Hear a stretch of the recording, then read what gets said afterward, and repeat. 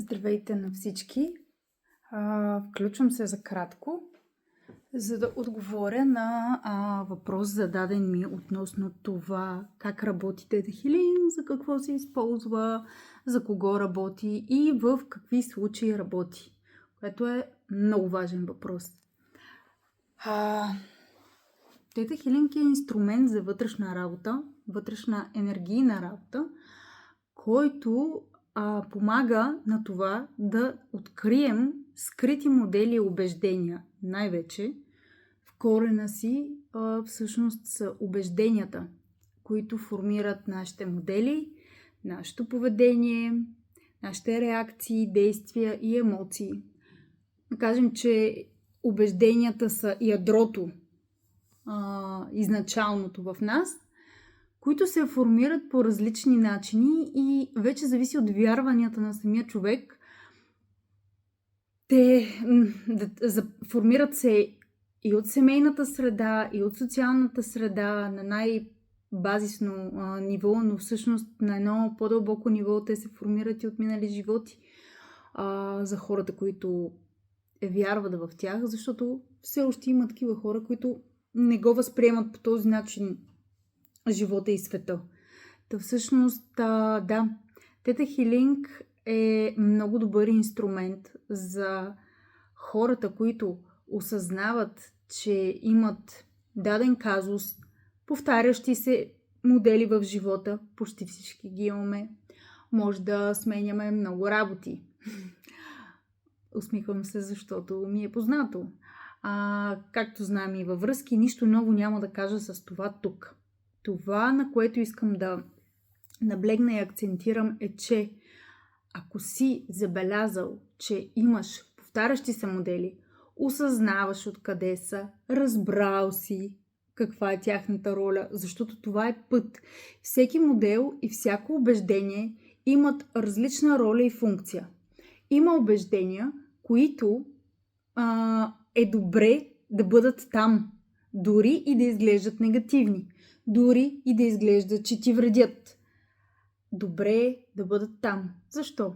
Защото вероятно чрез тях учиш нещо. Въпросът, който сам вкъщи или където и да си, може да си зададеш е: окей, на какво ме учи тази ситуация? Какво иска да ми покаже? Сега, колко дълго време продължава урока, зависи от много неща. Понякога е кармична договорка, ако е обвързано с друг човек. Понякога е лична, понякога е социална. Много зависи отново от много фази и от много аспекти. Но да кажем, че усещат се онези модели и онези модели, образно казано, на които вече има време много сериозно да се обърне внимание, да се наблегне и той живота по един или по друг начин сам ни изпраща хората, с които да ни срещне да отработим тези модели.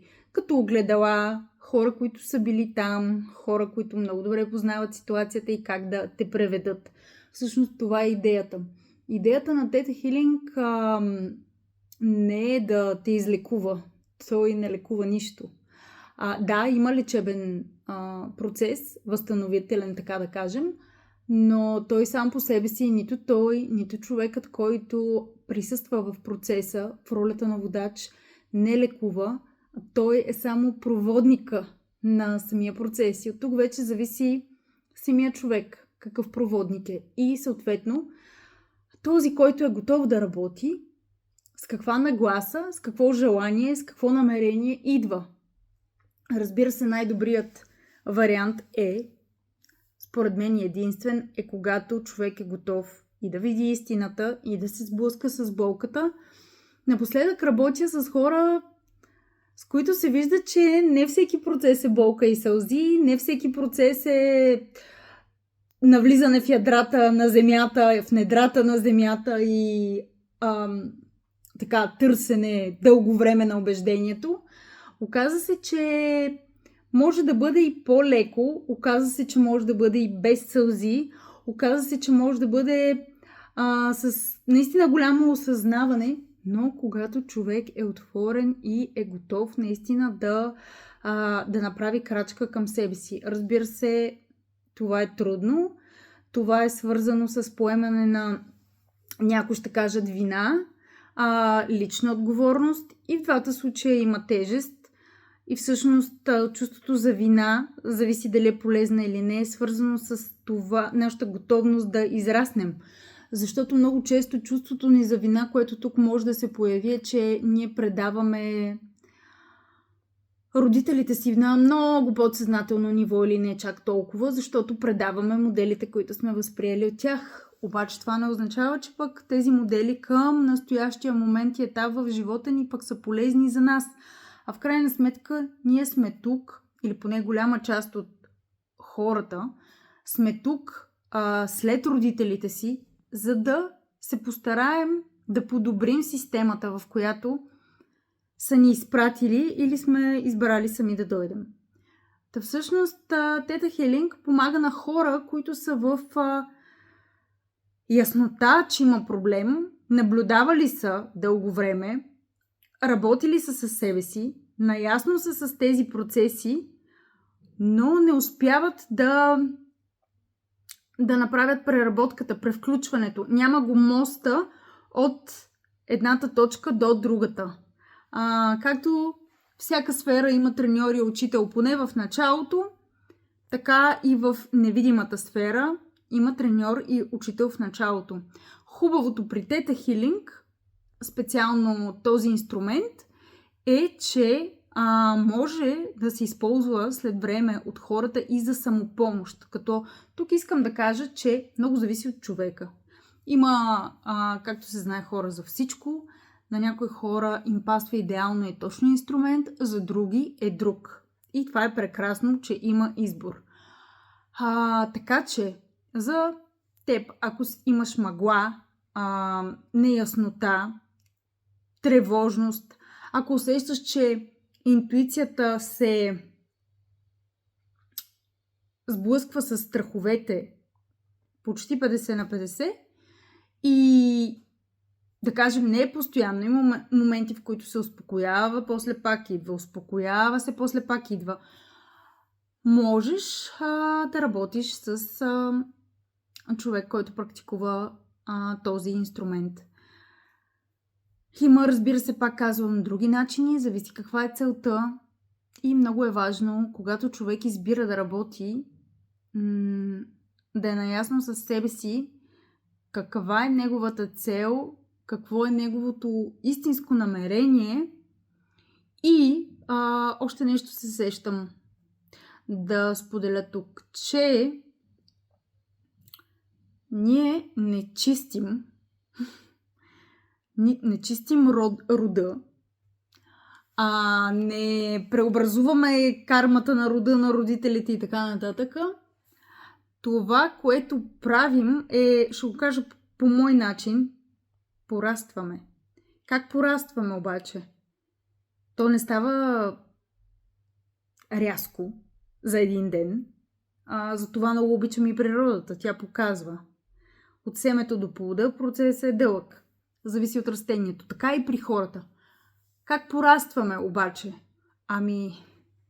Порастваме, когато си позволим смело да погледнем ситуацията в очите, да я видим, да я осъзнаем, да я разберем, да я приемем. Това също е процес.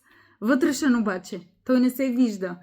Това не е строеж, да го видиш как се изкопава от изкопа до покрива и до вътрешното обзавеждане, до най-малкия детайл. В вътрешния невидимия свят, с който съм много благодарна, че аз самата работя дълго време и работя и с хора, се случва абсолютно същото, просто не се вижда. И тук не е въпросът свързан с това дали правим нещо. Примерно, чувам хора, които казват: аз правя много усилия, за да стане това и това и това, и то и не става, и не става, и не става. Учили са ни да даваме всичко от себе си. Много усилия да полагаме. Не.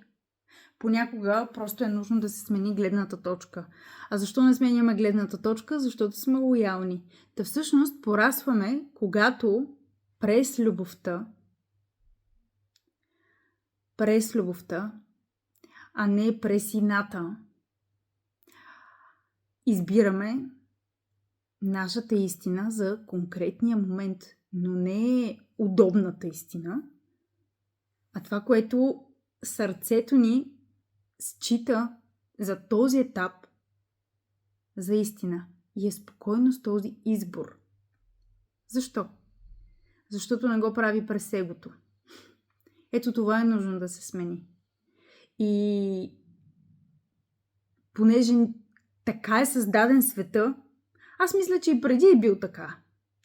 Защото сега казва, че живеем в изключително динамични времена, кога са били спокойни. Имало е сигурно някоя друга година спокойна, но кога? По време на войните или на кланетата, кога точно е било спокойно? Аз просто се питам. Със сигурност имало е години на затишие, но като цяло времената винаги са били динамични. Въпросът е дали човек е готов, има капацитет и му е дадено като задача да спре и да види какво вътрешно понякога трябва да промени. То също е свързано с усилие и не е лесно. Но пък е устойчиво и дълготрайно. Понякога изглежда по-бавно, да, но е по-устойчиво. Пак ми идва аналога с външния свят. Нали, едно е да построите една бърза панелка от, както ги наричам, тези изкуствени материали, бързи и така нататък. Съвсем друго е да положите здрава основа, каменна, с зид по зид и тухла по тухла. Да, по стария начин. Знаем, че днес има вече нови начини, нови способи. Но давам този пример, за да стане ясно, че става по-устойчиво. И пак зависи, много държа това нещо да го споделям, че при всеки задачата е различна. И един от основните ни казуси е, че ние много се сравняваме. Да, огледала сме си, ама не на 100%.